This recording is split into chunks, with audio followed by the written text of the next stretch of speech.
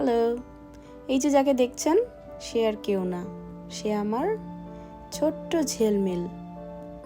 সে অনেক দুষ্ট, চঞ্চল, শান্ত কখনো কখনো, এবং সে অনেক কিউট।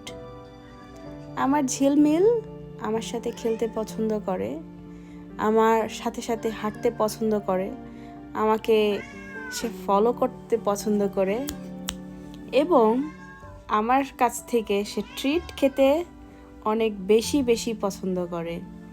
আরেকটা যেটা জিনিস সে খুব বেশি পছন্দ করে সেটা হচ্ছে আদর খেতে।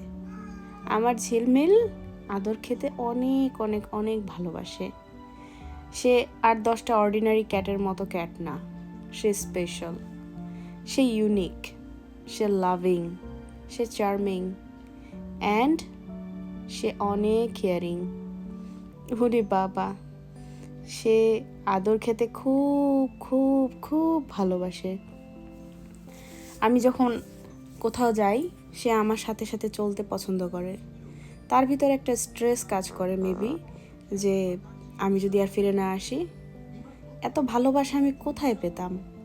আমি ছোটকাল থেকেই বিড়াল, কুকুর এদেরকে খুব ভয় পেতাম, কিন্তু ঝিলমিলের সাথে পরিচয় হওয়ার পরে সত্যি কথা আমার ধারণার একবারই বদলে গিয়েছে। ঝিলমিল, তুমি এই পৃথিবীতে আমার সবচাইতে best friend.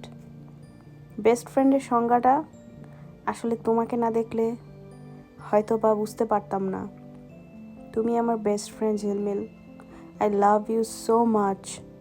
Yes, I love you so much. Because তুমি অনেস্ট, তুমি ট্রাস্টওয়ার্থি, তুমি লাভিং, তুমি কেয়ারিং, অ্যান্ড তুমি কিউট। আপনারা সবাই প্রে করবেন যাতে আমার ঝিলমিল আমাকে সবসময় এভাবেই ভালোবাসে।